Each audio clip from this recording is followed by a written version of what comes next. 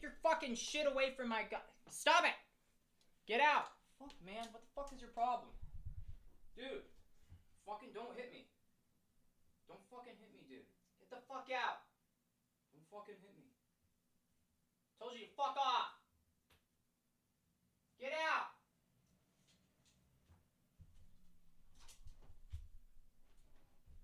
Hello, everyone, and welcome to a very special fucking day.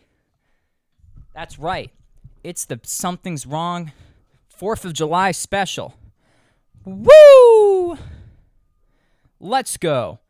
Fucking 4th of July, American Independence Day. Oh, this is gonna be sweet. Do I have a treat for all of you? Oh, man, do I have a treat for all? Sorry about my live music. He gets a little overzealous sometimes. The song, it was slowing down. He's doing like a fucking, what is it? Like a 2-minute rendition of the national anthem. Like, dude, chill out, okay? Do your shit. You figured out he didn't have the range on a tenor saxophone to hit all the notes in the national anthem. Fucking moron. I told you to leave. Go. There's a fucking bagel on the table if you want it. Just get the fuck out. Sorry.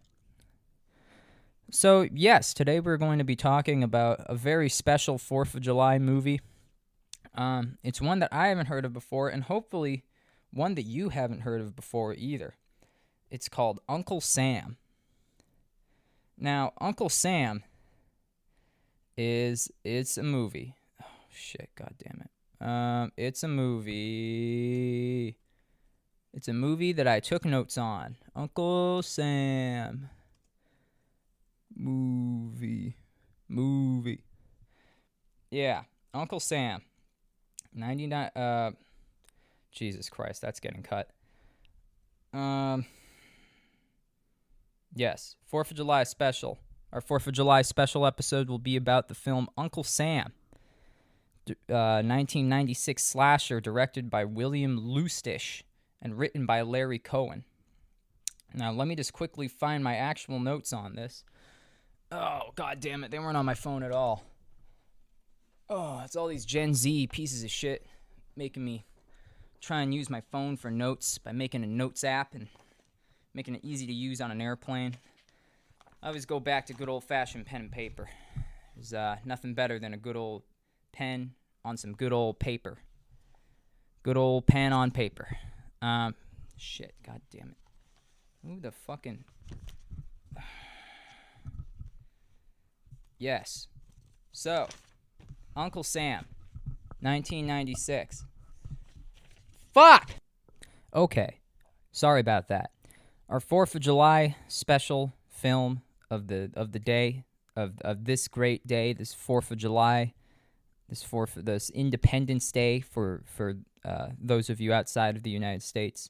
Well, it's Independence Day for those in the United States, but for those of you who are foreigners who are listening to this podcast, it's the day that we kicked the British right in their little powdered panties and booted their ass off this continent.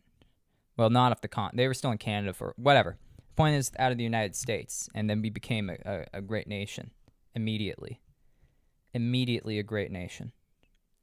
And so to celebrate that, I wanted to talk about a 4th of July themed horror movie, of which I was finding very few because I'm lazy, and a lot of the other ones, I bet there's plenty of just like B movies just made direct for Netflix. But this one was different. This one was made direct for TV, and it was called Uncle Sam. Now, the director William Lustish, he had been a figure in movies for about 20 years by this point, in 1996.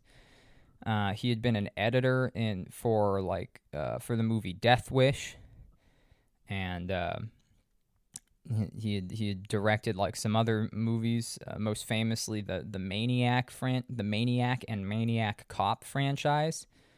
Other than that, he had mostly made just kind of a lot of little weird movies.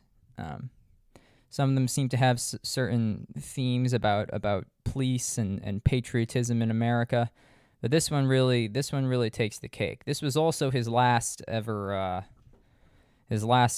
film that he directed himself. That was a full feature-length film, as far as I could tell.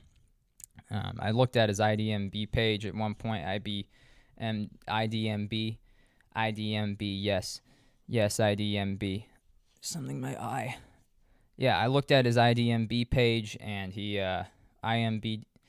Anyway, I looked at his page, and he had credits for some short films, and like some producer credits for other feature films, but mostly he's been directing short films and short music video projects and things like that in his silver years, so to speak.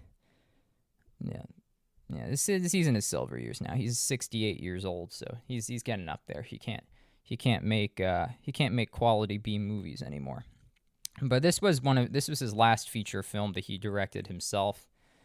And it follows the story of the ghostly revenant of a American Army veteran who comes back on the 4th of July to wreak some havoc against people who aren't patriotic. And that's kind of the gist of the whole movie. But there's a lot of little things in there that you wouldn't get immediately. So it's set in 1996, or it's set in the 90s anyway. It's set when we had when the U.S.'s greatest military occupation, or its most recent important military occupation, is in Kuwait after the Gulf War. And so this movie is about a veteran of the Gulf War who we meet in the first scene dying. His name is, what the hell is his name? Sergeant Sam Harper. And so some dudes from the U.S. military, I guess they're Marines or something. It's like there's like an old man who's like the captain or lieutenant, and then he makes another sergeant go in and check the bodies on this helicopter that had been shot down by friendly fire. And they find Sergeant Sam Harper, and they think he's dead. But before he dies, he wakes back up for a second, snaps a dude's neck, and then shoots the army captain. And one thing that occurs in this scene that really sets the theme for the rest of the movie is that everyone talks in a fucking gravelly ass voice, like just cartoonishly gravelly. All of them, every single one of them talks like this. All of them in various tones and timbres. They just all talk like this, including Sam Harper. He already talks like a dead person. His last words are, "Ha ha, friendly fire." And that's when you kind of get the idea that this movie is supposed to be a black comedy. And the problem with black comedies is that and by black comedies, I of course mean comedies usually with horror or other unsettling, disturbing elements in them. Whether it's like a tragic comedy type of thing, where it's like a comedy based around someone's death, or like a comedy based around people falling into terrible situations where they have to kill other people. A good example of this is Tucker and Dale versus Evil. A less good example of this is 1996 Uncle Sam, directed by William Lustish. So the first like half of this movie is other than the intro scene, which is pretty fun. I'll have to admit it was pretty fun seeing crazy ass Sam Harper snap a dude's neck while dying of his wounds in a helicopter crash, and just like killing two dudes and then passing away. That was pretty fun.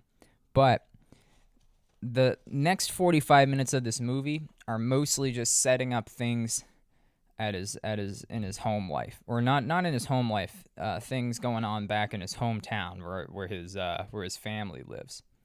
And through a whole lot of convoluted dialogue, we figure out that his main relatives back in the States are his wife, who's now his widow, and his sister-in-law, and then his nephew, whose name is Jody. And we find out that Jody's kind of a little prick. He's really into army shit. He idolizes his uncle Sam Harper because his own dad like died or left or something. Yeah, I didn't really see how his dad died or left. I don't remember if his dad died or left. But yeah, some army guy arrives at the widow's house, and he tells her like, "Oh, yep, Sam won't be coming home. If you need anything, just let me know." And then later we find out that this sergeant man, I call him a general man, but I think he's like a lieutenant or something like that. He's like a pervert. He's like a pervert because later he goes back to a motel for some reason. I guess he's just staying at a motel in this town. And then he's on the phone with somebody. He talks about how he's able to, like, whenever he goes, and he always volunteers for these for these missions to go and tell the widows about their dead husbands, because then he goes and he like fucks the widows or whatever, or like seduces them into going on like dates with him and shit. And yeah, so he's a scumbag. His scumbaggery doesn't really have any impact on the plot until later, and even then still doesn't really have a lot of impact. Like, no one's affected by him trying to fuck the widow, because the widow is obviously not into him. He's like an old baggy piece of shit. And she's got like a house and stuff. She's doing all right on her own. And as it turns out, as we find out through a conversation between her and her sister being the mother of Jody, the little crazy boy, we come to understand that Sam was a piece of shit who's like really abusive and like just an asshole. And so they're actually glad he's dead, but they try and keep this from Jody for a little while, because Jody's pretty attached to this guy.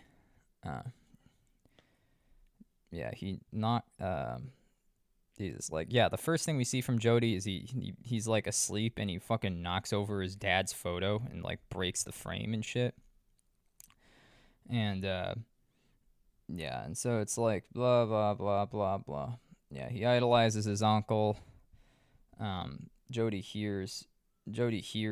overhears that Uncle Sam, Uncle Sam, that's the pun. Uncle Sam is dead, and so he ends up bringing an ammo box, like an old ammo box that his uncle gave him, and it's full of like military memorabilia and like medals and shit that he got. Because I guess Sam was like a really good soldier, because as it turns out, he's fucking crazy and loves hurting people, and so they gave him medals for that.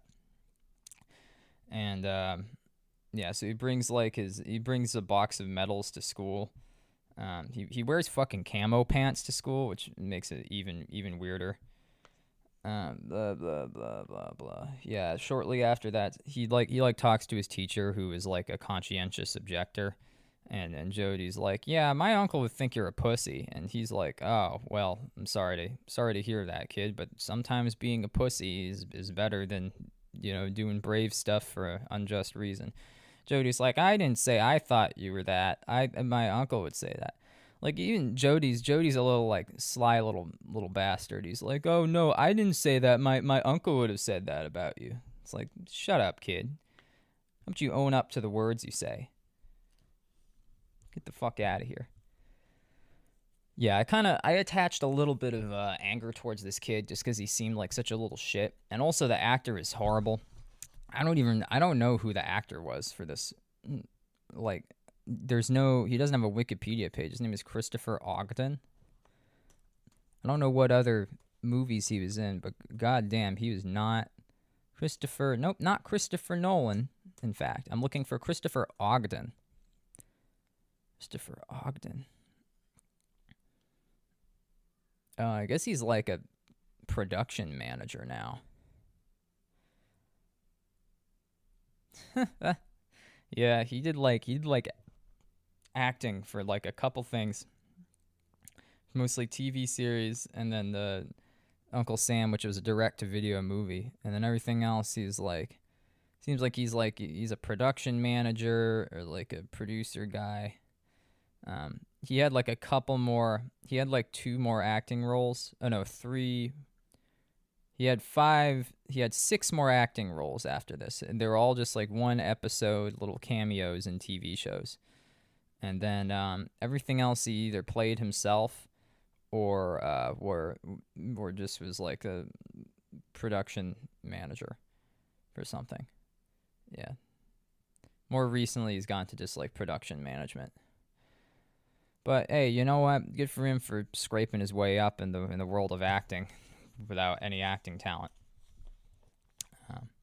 I guess he found his niche because yeah, he's terrible in this. He just talks with this flat affect throughout the entire thing, but not like a creepy flat affect, just like kind of a not really knowing what's going on type of tone. Just like my uncle would have done this and this. Nah, nah, nah, nah, nah. Why were you so mad at Uncle Sam? It's like he's just, I don't know. He's just not very good. Yeah, sure. After the school scene, that's where we find, I guess the guy who's trying to console the widow is like a major, and so he's like, yeah, so he's just like an asshole. We find out he's trying to bang with the widows or whatever, but that doesn't matter because it doesn't. Yeah, it doesn't matter. There's no, she doesn't remarry. She doesn't remarry the major dude. During this time, we also get introduced to a new character. His name is Sergeant Jed Crowler, and apparently he's like a Korean War veteran. He's like an old guy. He was played by a blues singer, from what I remember. Isaac Hayes, yeah. So he's like a soul singer, and he was in a couple of different movies. He was in like some blaxploitation films and like some TV shows, and then he was also in this movie where he plays he plays a Korean War veteran named Sergeant Jed Crowler. And I ended up I mixed up Jed and Jody a lot because the names are kind of similar, and it was kind of pissing me off, even though one's supposed to be a older black man and the other one is a young sociopathic white child. And so it was kind of annoying when I was trying to figure out what names that I meant. But yeah, so yeah, I guess Jed Crowler was like kind of like Sam's mentor in the army or whatever. And Jed was he tells Jody like, yeah, I filled his head with all these tales of glory, even though war kind of sucked. And then he tells Jody that how much war sucked. Like, oh man, I was given a medal because I was the only one who survived because all my friends just died around me in Korea, and then I was left there in the mud, and I used their bodies as shields. Or he tells some type of horrific story to Jody. He says like, wow, I wished I told that side of war to Sam, before he went off into the army and then got shot by his own guys. And it's like, I don't know, it doesn't really make a lot of sense. And yeah, Jed, I guess in an attempt to kind of rectify his mistake, he tries to be really harsh with Jody about going into the military, because he's like, I want to be like my Uncle Sam, I want to go into the military. Jed's like, no, don't fucking do that, you little dumbass.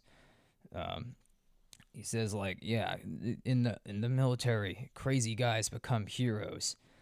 And that they by doing crazy stuff they become heroes, and then they're just sent home and told not to be crazy anymore.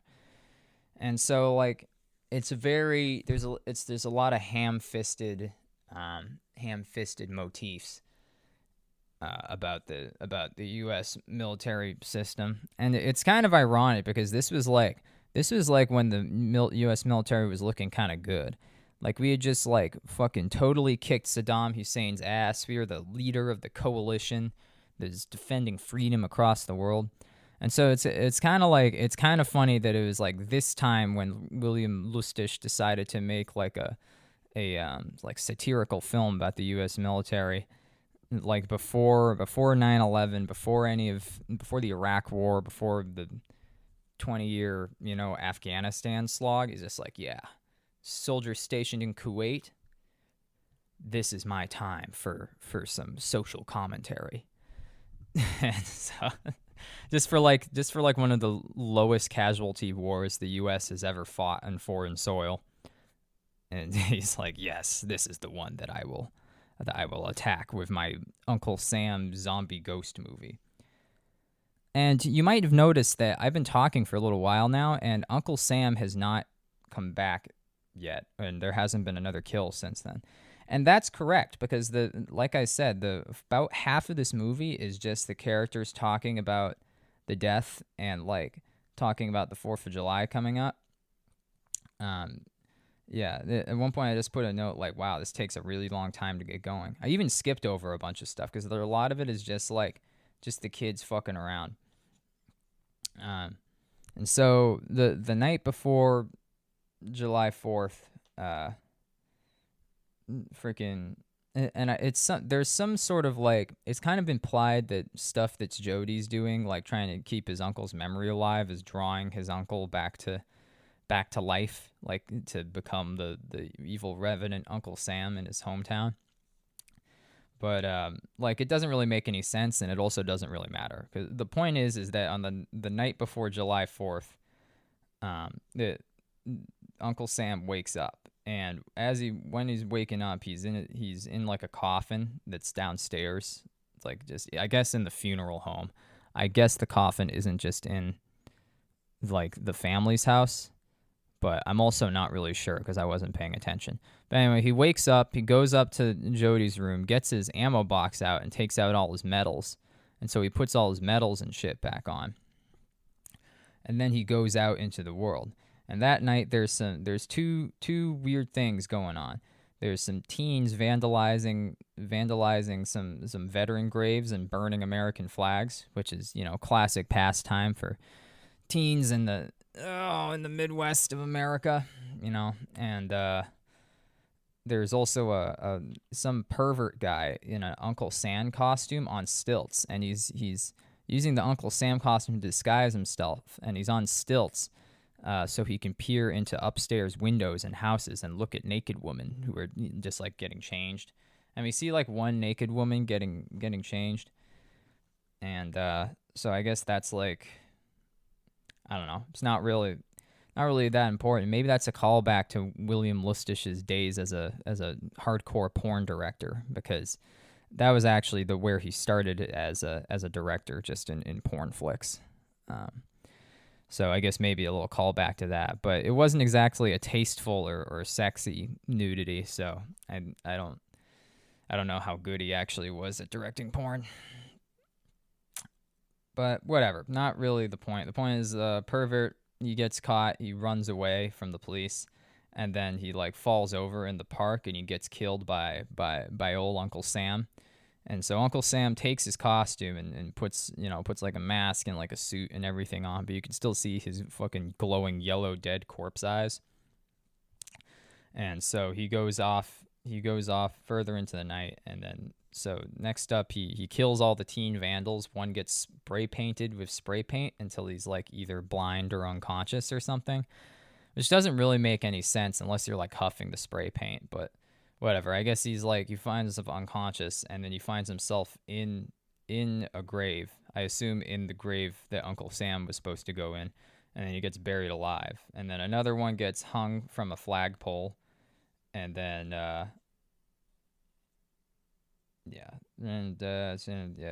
one gets spray painted, then another gets hung on a flagpole, and then I think there was a third one who like went home, and so he just got away, I guess. Next day, the whole town is trying to get set up for their big 4th of July celebration, which is like just a big carnival for 4th of July stuff. It's like those things you see on TV where it's like, oh, free concert, and like you got a bunch of tents set up. You can like, it's like a mixture between like a fair, like a county fair, and a 4th of July celebration. So I guess that's kind of what they're going for. But apparently there's like a bunch of like, there's like the kids at school are trying to do something, and they have like a hatchet that's not a prop hatchet that they're going to use as a prop. And then later it's like, oh no, the teacher who is the conscientious objector, he's been killed with a hatchet, most likely by Uncle Sam. And then at another point, so the festival starts. Festival starts shortly after Uncle Sam kills the teacher with the hatchet. I guess they just never find the hatchet, or just like don't really care what's going on. And so like all the families and stuff are there. There's a bunch of people hanging around. There's a fucking burned kid. Okay. All right. So we're introduced to this burned kid in a wheelchair. And apparently he was badly burned and blinded because, and I assume blind because he doesn't seem to be able to like recognize anybody, and he can't like doesn't seem like he can see anything. He's got like dark shades on, so you can't see his eyes. So I guess we're supposed to assume that he's like totally been blinded, and I guess that was from playing with fireworks on the last 4th of July. And I guess he was also friends with Jody at some point because Jody comes up to him and is like, "Hey man, come on, we can hang out." And then the burned kid's mom is like, "No, not after what happened last year. You kids got him in trouble and burned him with fireworks." And Jody's like, "No, we didn't. I wasn't even there." And she's like, "Okay." And the kid is like, "But I want to hang out with the kid." But his parents like wheel him away. Is blah blah blah blah blah. Fuck, this movie has like a lot of nothing in it, but the kills are good. I'll just kind of go through the kills. Actually, at one point, so the Uncle Sam comes up to the blind burned kid and like touches him, and somehow the kid has psychic powers and is able to like recognize who it is. Like he's able to like, right, he's like, "Who goes there?" And he's like, Uncle Sam's like, "You know who I am." And he's like, I don't know if I know." But then afterwards he tells Jody that he knows. So I guess the kid is like a fucking psychic or a clairvoyant or something like that. It doesn't really matter. So there's like, yeah, so they start the festival. There's like a teenager who's supposed to sing the national anthem, but instead he starts screaming into the microphone and then moons the audience. After this, the blind kid somehow points out Uncle Sam, even though he's supposed to be blind. He goes like, "That guy over there." And he just like points at Uncle Sam somehow through a crowd, even though he's blind. It doesn't make any fucking sense. And it made me question whether the kid is blind or whether I'm just stupid and don't know what I'm talking about. So yeah, that's dumb. But whatever. Next kill. Sometimes you just gotta ignore the stuff and you gotta just move on to the next kill. And we go over to this girl who's like grilling meats, who's like smoking the meats on a smoker. And it's like she goes off and like smokes some weed, and then then there's like this cop who's trying to he's been like, oh, I forgot about that. So there's like this local cop or like park ranger or something, and he's been started dating Uncle Sam's widow, and so he catches this girl with some weed and takes the weed off her, and then she goes back to smoking meats, and oh no, the meat cleaver's gone. Oh shit, what's gonna happen there? And we find out what's gonna happen because there's a potato sack race. You ever been in one of those? I don't know if they do them anymore, but it's where you go and you stand inside a potato sack, so your feet and legs are stuck in the sack, and then you have to hop and race other children in potato sacks.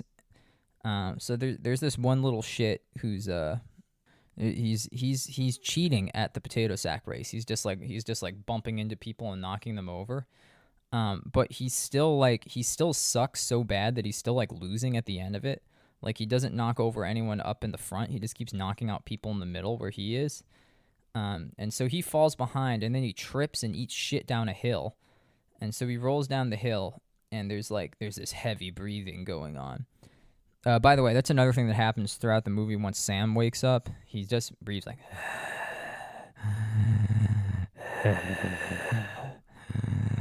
and it's like, all right, cool for a while, but it's just like after a while it just gets a little bit repetitive. And so yeah, the kid, this little shit who was cheating at the sack race, he falls down a hill, he gets stuck in an apple orchard, and Uncle Sam keeps appearing in between the trees without moving, which is like weird, but I guess it's just like, that's just classic horror movie stuff where it's just all of a sudden he's in front of you, and so that kid loses his head, literally just gets it chopped off, and then the next victim is Jody's stepdad, who he kind of got introduced earlier in the movie. He's like a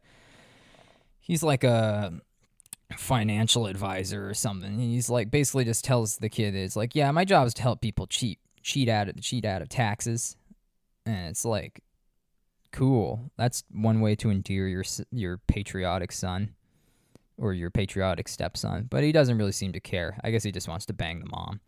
But yeah, so he's dressed up in like an Abe Lincoln costume, and he'd been kind of just being like a snarky asshole the whole time. And so they find that he's up on a lifeguard tower, but he's got a bullet hole from a Daisy air rifle being used at a little like duck shooting, like target shooting arcade game. And so I guess somehow Uncle Sam just ripped that little Daisy air rifle off and then just somehow killed a man with it.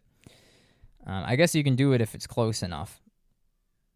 I don't know. I don't know much about, small caliber children's guns. But yeah, either way, the stepdad in Abe Lincoln costume is killed. He's killed with a bullet to the back of the head, which is a super funny reference to how the real Abe Lincoln was assassinated. It's like, haha, that's a good historical joke. And then, some senator shows up. He's like, you're going to do like a speech there. And he had been like falling behind because of some big scandal. Like once again, doesn't really matter. You just gotta know he's a corrupt piece of shit politician. During this time, finally, the Jody's mom and his aunt, who's Uncle Sam's widow, tell Jody about Sam.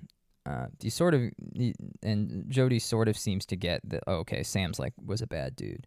But apparently Sam he had abused his wife, and before then he had abused his sister.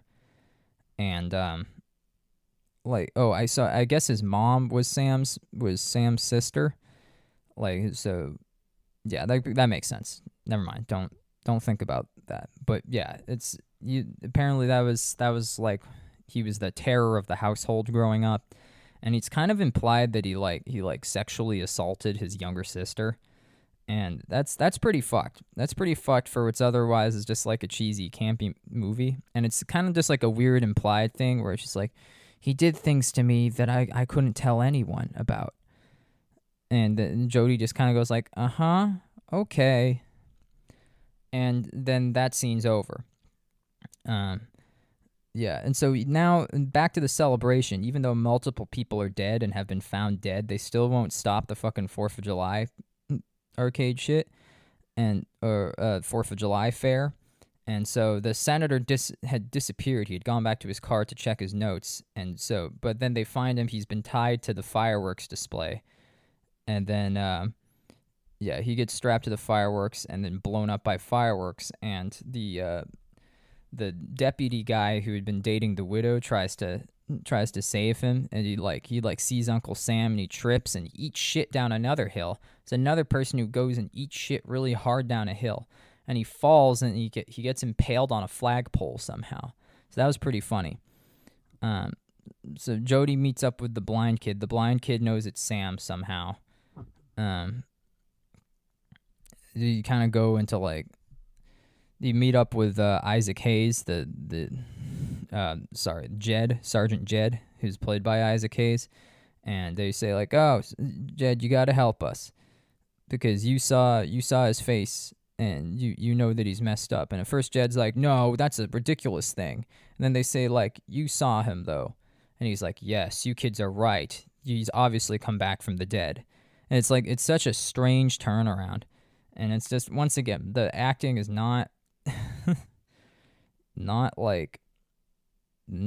great, and the writing in this part does not really make any sense because he's just like, no way, you kids are playing a prank, and then he's like, no, you're right, it's a dead man come back to life, and it's literally the only explanation is Jody mentions something about phantom limbs to him because Jed had mentioned phantom limbs because he's got a prosthetic leg, and then Jed's like, yes, you're right.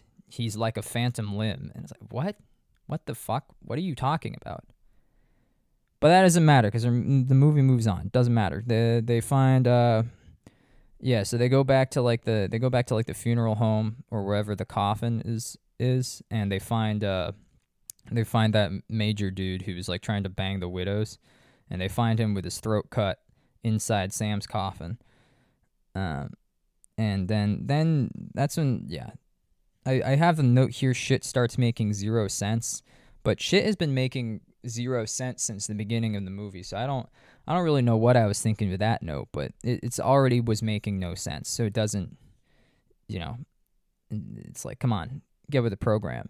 Get with the program, dick, okay?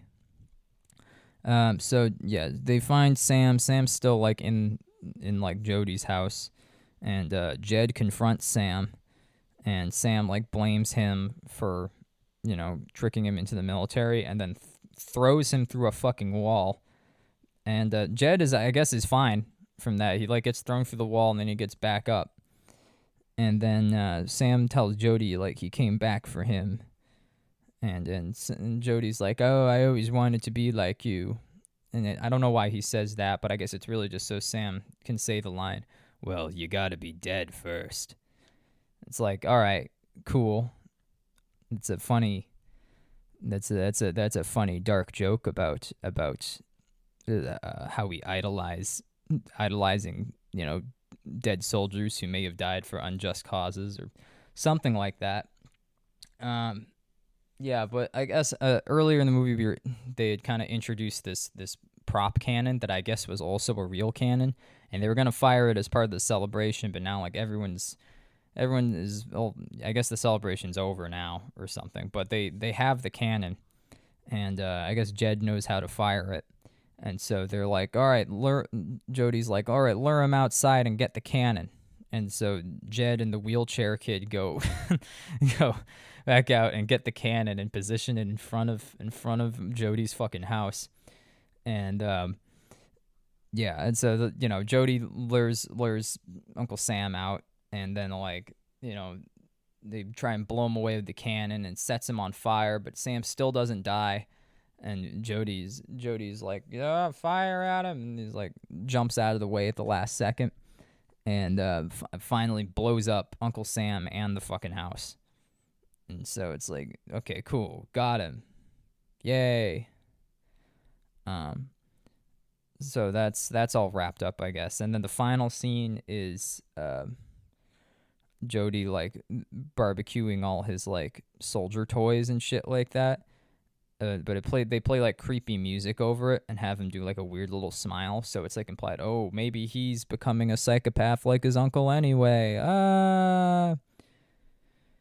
And then finally the credits roll in, and the credits have like spoken word poetry being recited over it. It's just some bizarre like fucking poem about Kuwait. And like, oh, we're not supposed to be occupying Kuwait. I don't want to die for oil in Kuwait, and I don't want to do this shit in Kuwait. Blah blah blah blah blah blah.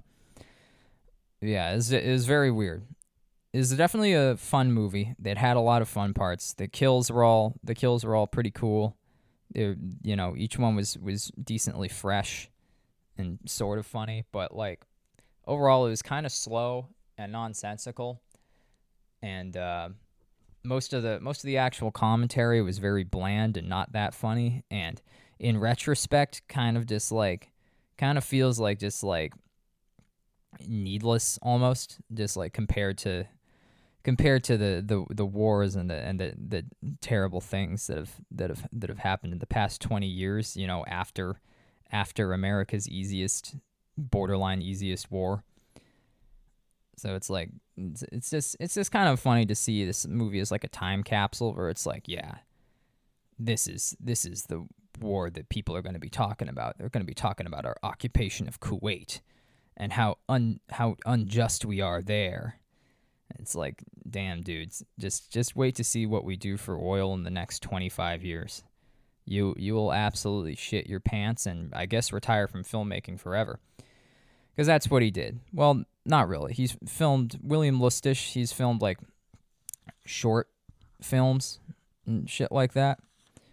But yeah, not a lot of other real movies coming out from him, especially not recently. The writer of this movie was also kind of interesting. He was the guy, what's his name? Larry Cohen, and he is a writer who wrote The Howling. And no, not The Howling. Shit. Oh, he wrote some like science fiction. He wrote a couple like science fiction horror type films. He wrote like It's Alive, like the It's Alive franchise, and like some other shit. And so he's written a lot of like weird little movies, and so I'm thinking some of his stuff might be a good place to look for more material in the future. But yeah, he seemed like he has more of an interesting credentials than William Lustish. I don't really know. I don't really know about William Lustish. He seems like he's made a lot of stuff. Maybe I'll check out the Maniac films at some point. But this one was it was fun at times, but a lot of it was just kind of bullshit. Like I don't really know how to feel about it. But that's our freaking 4th of July film. That's our 4th of July special edition film. Whole lot of bad acting. There's some weird old actors in there. A lot of the older dudes in the movie are dead. A lot of them dead pretty recently, and a couple of them were real like action stars, or like stalwarts of the movie industry. Who was I looking at? Robert Forster. Like Robert Forster's pretty cool. He was in Breaking Bad. And he played like the vacuum guy in Breaking Bad. And yeah, he's done some cool stuff. Timothy Bottoms. I don't know if he's actually done anything cool, but I just liked his name. Yeah, I mean he's been in a couple movies. He played Donald Crandall. I don't know who Donald Crandall is. Is that like the stepdad maybe? Yeah, that might have been him. He might have been the stepdad. Ugh. Yeah. Oh shit! I forgot to read my freaking NOSLEEP of the day. All right, let me just pick one at random. We'll find this shit. We'll go with what'll we go with? I got a whole list here. Blah blah blah blah blah blah blah blah. How about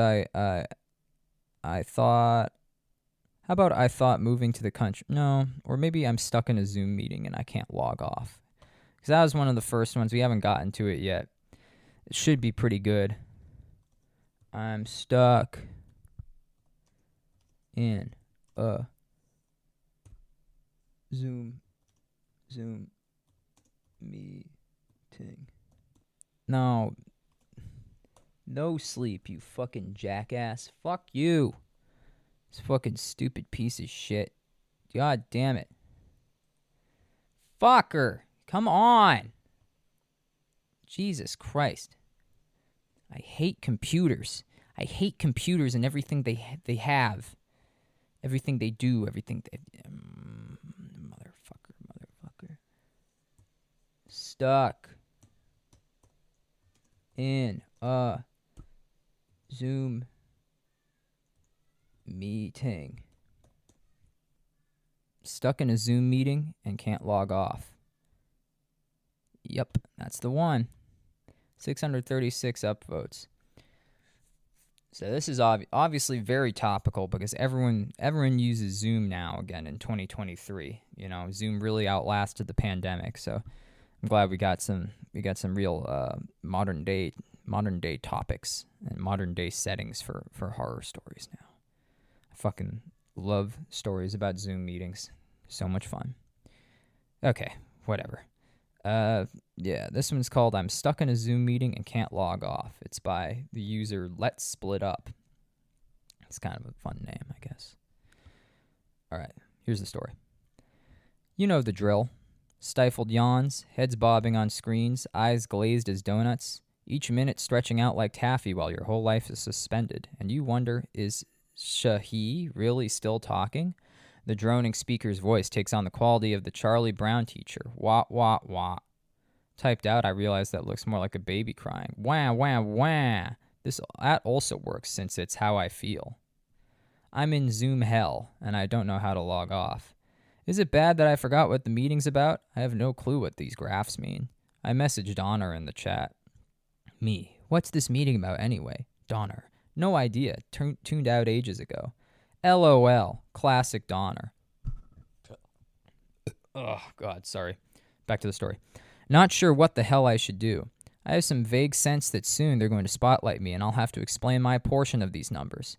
I sit up straighter and try to pay attention, but it all swims in my vision. I've been staring at this screen so long. When did the meeting start? The fact I can't remember should alarm me, but with time just dripping out into eternity, I can't find enough motivation to cut through the molasses of the monotony.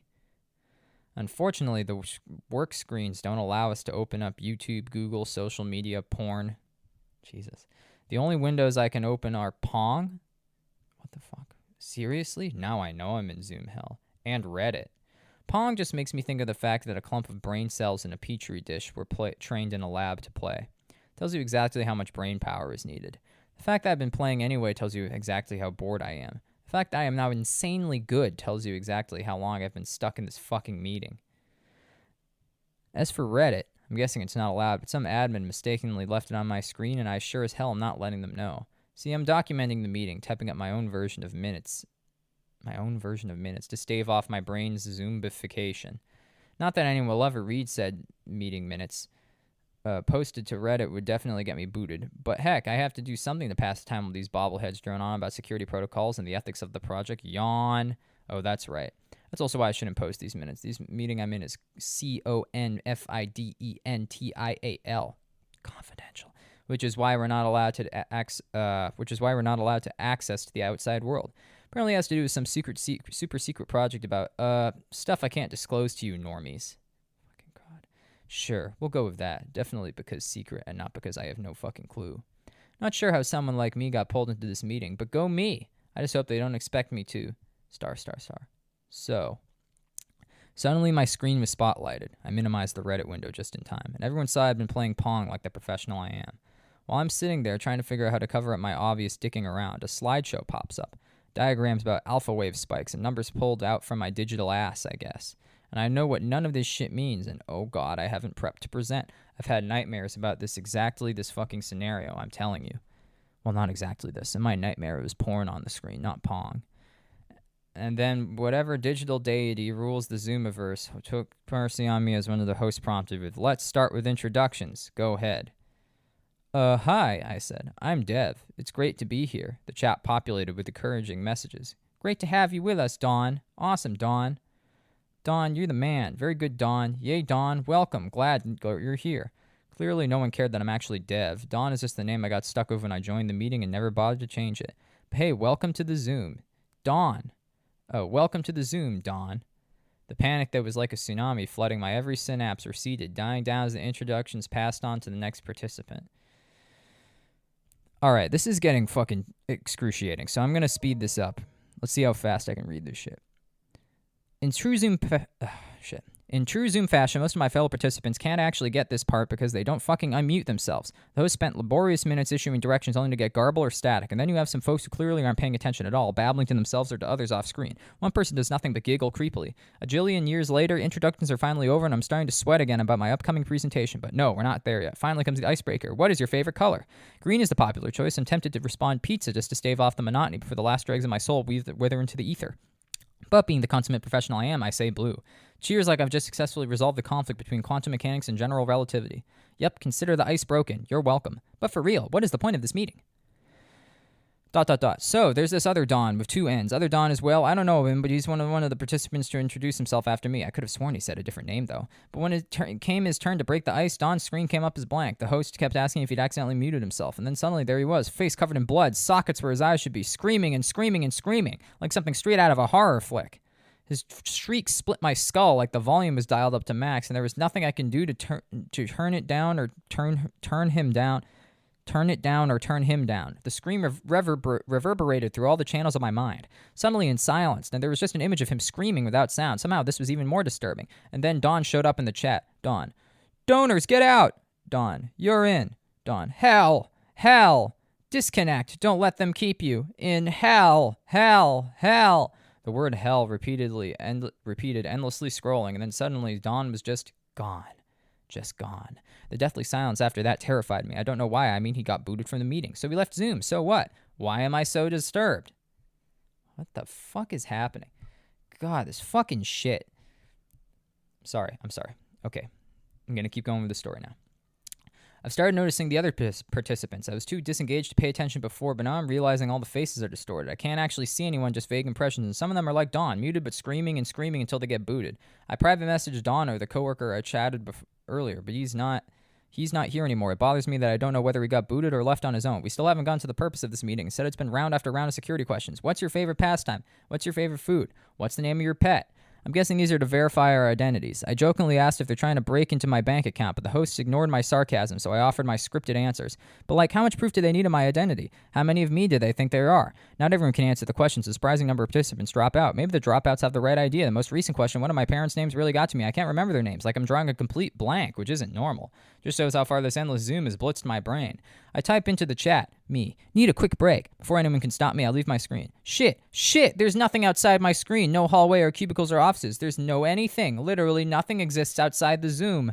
I don't even know how to describe what happens when I try and step away from my screen. There's just a great big void of nothing. You know when you're dreaming, there's stuff that exists around you, but it's only whatever your consciousness sees right in the moment. Like maybe try and read a newspaper you're dreaming. When you're looking at the paper, garbled letters might form, but when you look away, they're not there anymore because your brain just jumps around. What I'm experiencing is sort of like that. The only thing that exists for me is the Zoom, and in that Zoom, the only interface that I have might be connected with reality is the window to Reddit.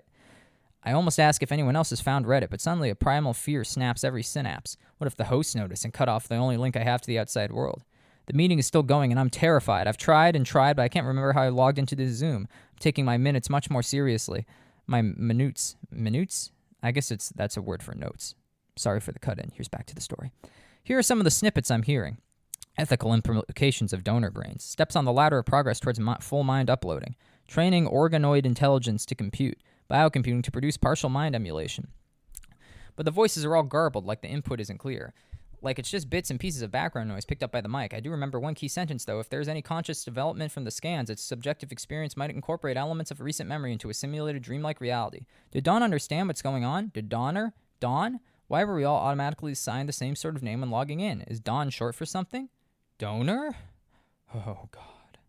My real name is Dev, only now I'm not even sure how true that is. Some of the identity verification questions have stumped me. I've had to lie in the host's prompt. Really? You're married? Are you sure? No, I'm not fucking sure. So I backtrack. Well, I wish I was, lol. But no, I'm single. So far, they seem convinced I am who I say I am. But who is that? I remember I'm a dog person. I drink black coffee, that I like video games. I remember that I'm an organ donor, was an organ donor, and that I happily signed up to donate my body to science after I shuffle off this mortal coil, since I don't believe in any afterlife. But there's also so much I don't know. Like my parents' names, my birthday, my best friend. Truthfully, I don't even remember my actual favorite color. Oh God, what if it's green? I only said blue because it was the first color that came to mind. The last image in my memory is twisted blue metal and shards of glass and blood in a steering wheel. The vague notion I used to communicate in a car that shade of electric blue.